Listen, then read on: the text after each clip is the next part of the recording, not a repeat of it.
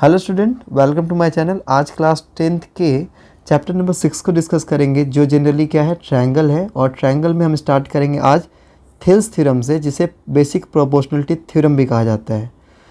तो एनसीईआरटी में ये थ्योरम कौन सा है? एनसीईआरटी में ये थ्योरम है 6.1। ओके, चलिए इसके स्टेटमेंट को हम पढ़ लेते हैं। स्टेटमेंट में क्या दिया हुआ है? स्टेटमेंट में दिया हुआ है कि if a line is drawn parallel to one side of a triangle to intersect the other two side in distinct points, the other two sides are divided in the same ratio। देखिए, statement आपने पढ़ा, आइए उसे समझते हैं वो बोलना क्या चाह रहा है। स्टेटमेंट में गिवन है कि if a line parallel to any one side of the triangle then it will divide the other two side in the same ratio. It's mean कि अगर किसी ट्रायंगल में कोई लाइन किसी साइड के पैरेलल चल रही हो, किसी एक साइड के पैरेलल चल रही हो, तो वो अदर दो साइड को सेम रेशियो में डिवाइड करती है। जैसा कि आप यहाँ देख सकते हो कि डी जो है वो BC के पैरेलल है, तो वो साइड AB और AC को सेम रेशियो में डिवाइड करेगी। इट्स मीन AD अपॉन में BD जो होगा वो AE अपॉन में EC के इक्वल होगा। इसे मैंने यहाँ पर लिखा भी हुआ है। आपको लिखना कैसे एग्जाम में? आपको लिखना है गिवन में है triangle ABC where DE is parallel to EC। Okay, देख सकते हो यहाँ पे फिर से डायग्राम में DE is parallel to BC। To prove, आपको क्या प्रूव करना है? आपको प्रूव करना है AD अपॉन में BD is equal to AE upon में EC। ओके, AD अपॉन में BD equal to AE upon में EC। तो ये प्रूव करने के लिए सबसे पहले हमें कुछ कंस्ट्रक्शन करना पड़ेगा। तो कंस्ट्रक्शन में हमें क्या करना है? हमें कंस्ट्रक्शन में ज्वाइन कर देना है BE को और CD को। BE और CD को ज्वाइन कर दीजिए और यहाँ पर दो परपेंडिकुलर ड्रॉ करना है, एक AC पर, और AC पे जो परपेंडिकुलर होगा वो DM, यानी कि DM परपेंडिकुलर टू आपने AC ड्रॉ कर दिया, और दूसरा परपेंडिकुलर जो होगा वो होगा EN परपेंडिकुलर टू AB। अब तक कंस्ट्रक्शन भी आपको समझ में आ चुका होगा, यानी कंस्ट्रक्शन में आप लिख दोगे join BE and CD, draw DM perpendicular to AC and EN perpendicular to AB, EN perpendicular to AB। ठीक है, चलिए अब अगला है हमें प्रूफ करना है। प्रूफ पे आ जाते हैं। हमें प्रूफ क्या करना है और प्रूफ कैसे करना है? प्रूफ क्या करना है वो तो आपने पढ़ ही लिया। हमें प्रूफ करना है AD अपॉन में BD equal to AE upon में EC। प्रूफ कैसे करेंगे? तो हम यहाँ पर दो ट्रायंगल पर कंसिडर करेंगे। हम निकालेंगे area of triangle AD upon में एरिया ऑफ ट्रायंगल BED। ठीक है, कहाँ से? इस डायग्राम में आप ध्यान से देखिए, हमें निकालना क्या है? Area of triangle ADE। Okay, ये वाला ट्रायंगल का एरिया, दूसरा BDE, इस ट्रायंगल का एरिया। तो जैसा कि आप देख सकते हो ये ADE, मैं इसको अलग से बना देता हूँ। यहाँ पर ADE ये एक ट्रायंगल हो गया, और दूसरा जो ट्रायंगल है कौन सा है? BDE। ठीक है, मैं थोड़ा इसको रोटेट कर देता हूँ और इसको नाम पहले लिख देता हूँ ADE। ठीक है, ये एक ट्रायंगल बन गया। अच्छा, जब हम यहाँ पर ADE और दूसरा एक ट्रायंगल है BDE, ठीक है, तो BD को मैं थोड़ा रोटेट करके सही कर देता हूँ, इस टाइप से बना देता हूँ। जहाँ पर आपको ध्यान से पहचानना है, E को मैंने इस पोजीशन पर रख दिया है। ठीक है, E को इस पोजीशन में रख दिया। एक्चुअली रोटेट इसलिए किया ताकि आप इसके बेस और परपेंडिकुलर को क्लियरली समझ सको। ठीक है, तो बेस एंड परपेंडिकुलर को क्लियरली समझाने के लिए मैंने इसको थोड़ा सा सीधा कर दिया है, ताकि आप इसको ईजिली ऑब्जर्व कर सको। अब ये जो E है इस पोजीशन पे है, D जो है यहाँ इस पोजीशन पे है, और B जो है वो इस पोजीशन पे है। और जैसा कि आप देख सकते हो ये AB ही है, A को प्रोड्यूस किया गया है, मतलब AB जो हमने यहाँ पे ये वाला लाइन था वो AB यहाँ प्रोड्यूस किया गया है। और आपने यहाँ पर EN परपेंडिकुलर खींचा था। ठीक है, EN परपेंडिकुलर खींचा था किसके ऊपर? AB के ऊपर। तो आप यहाँ पे आप साफ साफ देख सकते हो। अब ये जो BDE है ना, BDE एक ऑब्ट्यूज एंगल ट्रायंगल है, और अगर इस ऑब्ट्यूज एंगल ट्रायंगल पे मैं बोलूँ कि आप परपेंडिकुलर ड्रॉ करो साइड BD पे, तो ये परपेंडिकुलर EN जो होगा वो एक्सटर्नली होगा BD पर। यानी कि आप देख सकते हो बेस यहाँ पर BD लोगे तो हाइट EN रखना पड़ेगा। उस हिसाब से अगर मैं बोलूँ कि एरिया ऑफ ट्रायंगल कौन सा? BDE निकालो, BDE निकालो। ठीक है, तो वो क्या होगा? Half into base. बेस किसको मानना है आपको? BD को। और हाइट किसको मानना है आपको? हाइट मानना है आपको EN को। हाइट क्या होगा आपका? EN। क्लियर है यहाँ तक? यानी कि area of triangle B D जो होगा वो half into B D into E N होगा। चलिए यहाँ तक क्लियर है। अच्छा, अब ध्यान देना है आपको, जब आप ए डी ई का एरिया निकाल रहे हो तो इस समय आप ई एन को हाइट लेकर चलो। अगर आप ई एन को हाइट लोगे तो बेस क्या होगा, ए डी हो जाएगा। यानी कि area of triangle A D ई अगर निकालने की बात होगी तो ये भी half into base into height होगा। यहाँ बेस क्या हो जाएगा, बेस होगा ए डी, हाइट क्या लेना है आपको, ई एन। तो अगर आपको रेशियो निकालना है, यहाँ पे आप देख सकते हो area of triangle A D upon में area of triangle B D का रेशियो निकालना है, तो आप क्या करोगे, ए डी का एरिया हमने निकाला हुआ है, यहाँ पे देख सकते हो half into A D into E N, वो हमने यहाँ लिख दिया। और बी डी का एरिया हमने कितना निकाला था, half into B D into N, वो हमने यहाँ लिख दिया। ठीक है, अब एक चीज़ आप देखो, हाफ और हाफ न्यूमरेटर और डिनोमिनेटर दोनों में है, दोनों को कैंसिल आउट करो। ई एन भी आप दोनों में देख सकते हो, इनको कैंसिल आउट करो।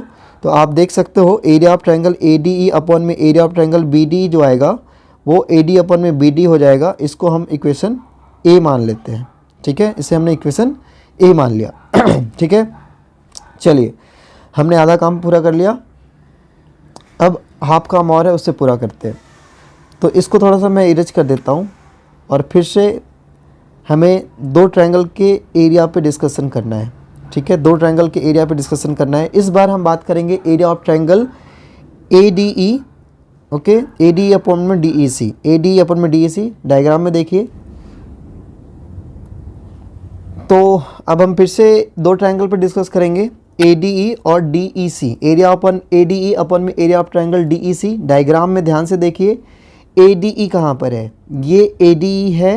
ओके, और ये डी ई सी है। ठीक है, ये ट्रायंगल कौन सा है, डी ई सी है।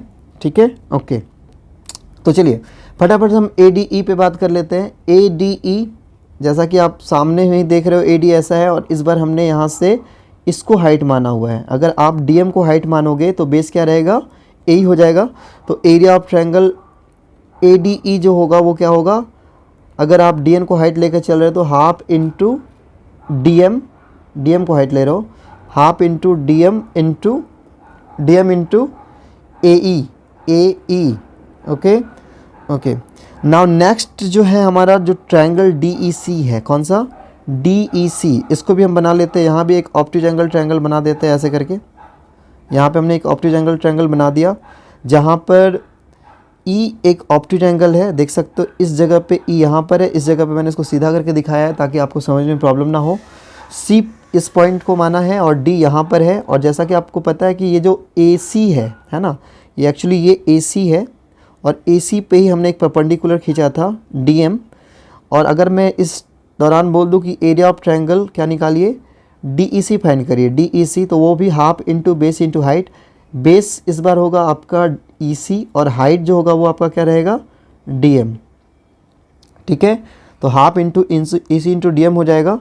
तो इस वैल्यू को जो हमने दो वैल्यूज यहाँ पे निकाली, area of triangle A D वो half into D M into A होगा, तो वहाँ हमने लिख दिया area of triangle A D is equal to half into A into D M. और area of triangle D E C क्या होगा, half into E C into D M. तो हम यहाँ पर डी ई सी की जगह पे क्या लिख देते हैं, half into E C into D M. यहाँ तक आपको क्लियर होगा।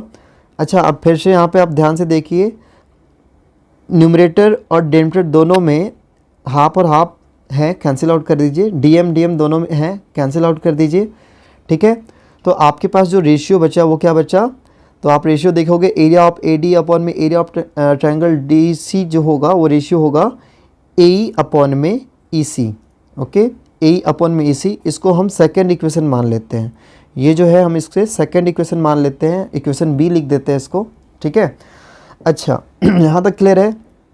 अब मेरे को एक बात बताओ, इक्वेशन ए और इक्वेशन बी जब आप इन दोनों पर देख रहे हो, ठीक है, तो न्यूमरेटर पे ध्यान दो। इक्वेशन ए में ऊपर के साइड में दोनों में क्या दिख रहा है, एरिया ऑफ ए डी दिख रहा है। सपोज अगर इस ऊपर वाले एरिया को 2 मान ले तो इक्वेशन बी का ऊपर वाला भी क्या एरिया 2 होगा। क्यों 2 होगा, क्योंकि दोनों सेम ट्रायंगल है। ऊपर के साइड पे देखो दोनों ए डी है, ये भी ए डी ट्रायंगल है। ओके, और ये भी क्या है, ए डी ई ही ट्रायंगल है ना, ये भी ए डी ई ट्रायंगल। देखो एक्चुअली ये 2 वैल्यू है नहीं, हम मान रहे हैं ताकि आप इस चीज़ को समझ सको। ठीक है, अगर ट्रायंगल सेम है तो उनका एरिया सेम होगा ना, तो बस एरिया सेम है। ठीक है, चलिए आगे बढ़ते हैं। अब नीचे वाले दोनों ट्रायंगल को देखिए, नीचे वाले दोनों ट्रायंगल में कौन कौन सा ट्रायंगल आ रहा है, BDE और DEC। चलिए देखिए ध्यान से, क्लास 9 में एक थ्योरम आपको पढ़ना था। थ्योरम का स्टेटमेंट ये था कि triangle on the same base and between the same parallel lines are equal in area. अगर दो ट्रायंगल सेम बेस पर बने हों, जैसा कि आप यहाँ पर देख सकते हो, ये जो BDE है, ठीक है, और दूसरा जो ट्रायंगल DEC है, दोनों सेम बेस पे बने हुए हैं। और यहाँ पे जो सेम बेस जो है वो कौन सा बेस है, बेस DE है दोनों का, और सेम पैरेलल लाइन के बीच में है। पैरेलल लाइन कौन कौन सा है, DE और BC के बीच में है। तो इसलिए इन दोनों ट्रायंगल्स का जो एरिया होगा वो सेम होगा।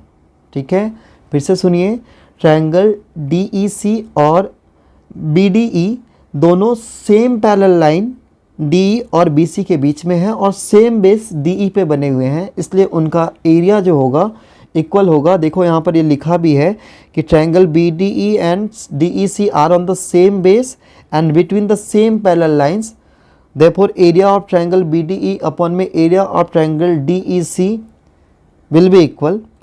तो अब इसको थोड़ा अप्लाई करो इक्वेशन A और B पे। आया था, एक बार फिर से देख लीजिए। अगर हम ऊपर वाले एरिया को 2 माने, तो अगर यहाँ पर AD 2 होगा तो ये भी AD 2 होगा, जो कि दोनों AD है। एरिया ऑफ AD दोनों के लिए वैल्यू है। और एरिया ऑफ BDE अपॉन में एरिया ऑफ ट्रायंगल DEC का अगर आप रेशियो फाइंड करोगे, मतलब वैल्यू देखा आपने, दोनों सेम था, यानी अगर एक को 5 मान लो तो दूसरा भी 5 होगा, यानी कि अगर ये 5 है तो ये भी 5 होगा, यानी कि ADE अपन में BD का जो रेशियो 2:5 हो जाएगा इस हिसाब से। उसी तरीके से AD अपन में DEC का भी रेशियो क्या 2:5 हो जाएगा इस तरीके से। ठीक है, यानी कि कहीं ना कहीं एरिया ऑफ ADE अपन में एरिया ऑफ BDE का जो रेशियो आ रहा है वो सेम आ रहा है। यानी इक्वेशन यहाँ पर हम लिख देंगे फ्रॉम